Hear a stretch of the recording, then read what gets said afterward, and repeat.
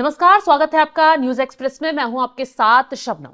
अब सावधान हो जाइए, अगर आपके घर में कोई काम करने आता है, कोई कर्मचारी लगा हुआ है तो उसका वेरिफिकेशन जरूर कीजिए, क्योंकि बड़ी और बेहद चौंकाने वाली खबर सामने आ रही है। खबर यह है कि आपके घर में काम करने वाला शख्स या महिला बांग्लादेशी घुसपैठिया भी हो सकता है, क्योंकि महाराष्ट्र पुलिस के हत्थे ऐसे 102 लोग चढ़े हैं जो बांग्लादेशी हैं, घुसपैठिया हैं, और वो अवैध तरीके से महाराष्ट्र में रहकर लोगों के घरों में काम किया करते थे। जब पुलिस ने छानबीन शुरू की, पूरा ड्राइव पूरे इलाके में चलाया, तो बड़ी संख्या इन बांग्लादेशियों की पकड़ी गई है। ऐसे में सभी को अरेस्ट किया गया, आगे की कार्रवाई शुरू की गई। लेकिन यह बेहद चौंकाने वाला मामला तब आया है जब महाराष्ट्र की मुख्यमंत्री जो हैं देवेंद्र फडणवीस, उन्होंने एक आदेश सुनाया जिसके तहत कहा गया कि फर्जी तरीके से अगर किसी के भी जन्म और मृत्यु प्रमाण पत्र बनाए गए हैं तो उन पर हंटर चलाया जाए और उन्हें रद्द कर दिए जाए, और जो फर्जी कागजात बना रहे हैं उस गैंग और उस सिंडिकेट पर भी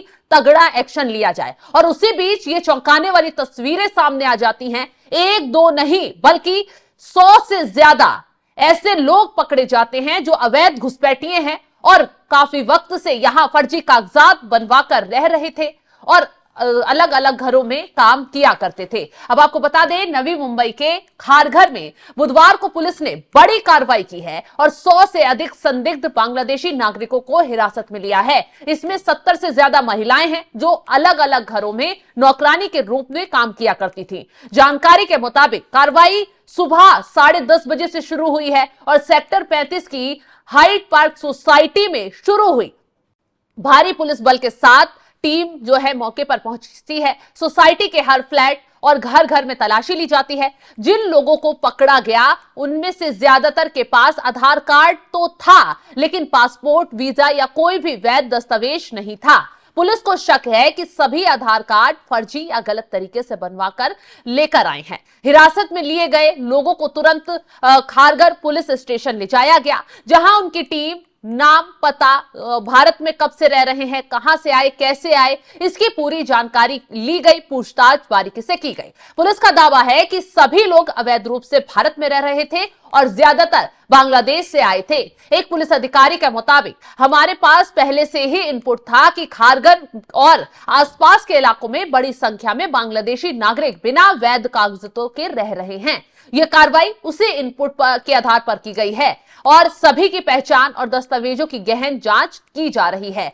पुलिस अब यह पता लगा रही है कि इन लोगों को फ्लैट किराए पर देने और मकान मालिकों और सोसाइटी के सेक्रेटरी मेंबर्स ने बिना पुलिस वेरिफिकेशन किराए पर मकान क्यों दे दिया, क्यों इन्हें किराए पर रखा गया, क्या उनसे भारी भरकम पैसे वसूले गए, रिश्वत ली गई और उसकी आड़ में बांग्लादेशियों को बसा दिया गया।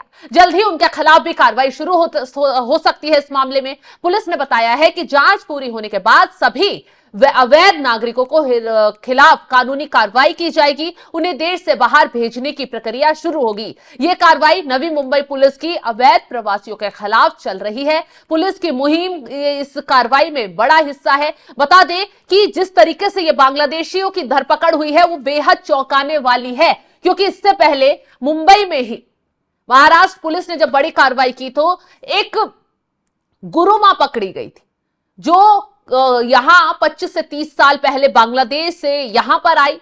वो गुरुमा ट्रांसजेंडर है और यहां पर उसने अपने अनुयायी बनाए, धीरे धीरे धीरे अपना अवैध साम्राज्य बसा लिया, कई फ्लैट खरीद लिए, अवैध दस्तावेज बनवा लिए। और जब वो गुरुमा पुलिस के हत्थे चढ़ी तो जो खुलासे हो रहे थे वो बेहद चौंकाने वाले थे, क्योंकि गुरुमा सिर्फ अकेले ही महाराष्ट्र में नहीं पहुंची, बल्कि वो धीरे धीरे कर बांग्लादेशियों को और यहां पर एंटर करवा रही थी और साथ ही साथ उनके दस्तावेज भी बनवा रही थी। कई मकान जो खरीदे थे उन मकानों में इन बांग्लादेशियों को किराए पर रखा जाता था, उनसे मोटी रकम वसूलने का काम किया जाता था।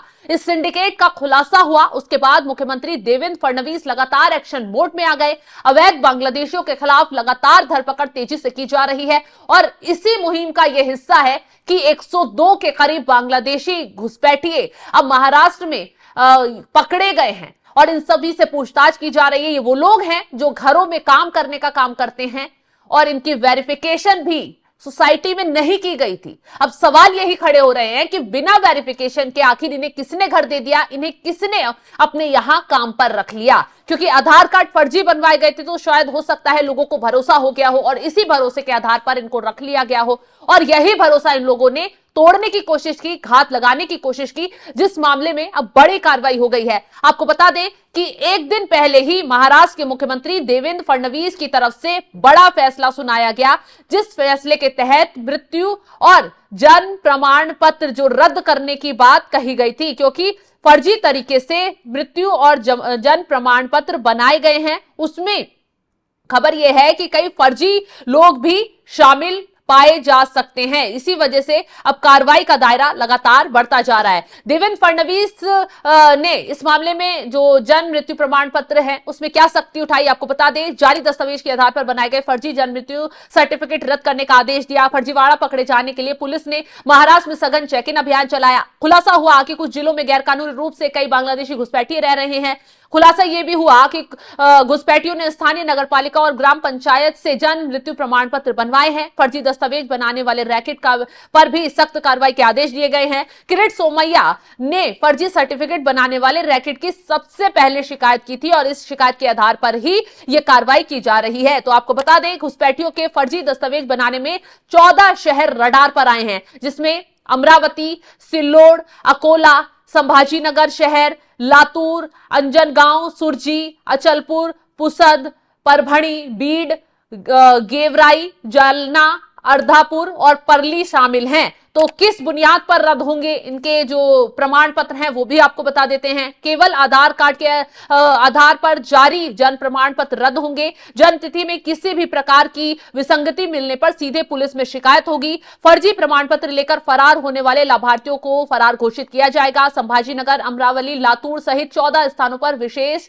चेक इन अभियान चलाया जा रहा है और इसी अभियान के तहत ये जो बांग्लादेशी हैं वो पकड़े जाते हैं, जिनके कागजात खंगाले जाते हैं, तो उनके पास कोई ऐसे कागजात नहीं मिलते जो ये साबित कर पाए कि वो भारत के ही रहने वाले हैं। और यही फिर पूछताछ में खुलासा हुआ कि ये बांग्लादेशी है, अवैध तरीके से भारत में घुसे, भारत में यहां घुसकर धीरे धीरे अलग अलग जिलों में होते हुए, अलग अलग प्रदेशों में होते हुए ये महाराष्ट्र तक पहुंचते हैं और महाराष्ट्र में कोई मजदूरी का काम कर रहा था तो कोई घरों में काम कर रहा था। ऐसे में जब सोसाइटी पर पुलिस ने पूरा घेरते हुए छापेमारी की और इन बांग्लादेशियों को पकड़ा बड़ी संख्या में, तो पूरे इलाके में हड़कंप मच गया। तो इसीलिए कहा जा रहा है कि अगर आप अपने घर में किसी भी कर्मचारी, किसी भी मजदूर को या किसी भी काम करने वाले को रखते हैं तो उसका वेरिफिकेशन जरूर करवाइए। ये पता जरूर करवाइए कि वो किस देश का है, क्या वो घुसपैठिया तो नहीं है, क्या वो किसी खास मकसद से आपके घर पर धावा तो नहीं बोल रहा है। अब इसी बात की जांच पड़ताल की जा रही है कि ये लोग किस मकसद से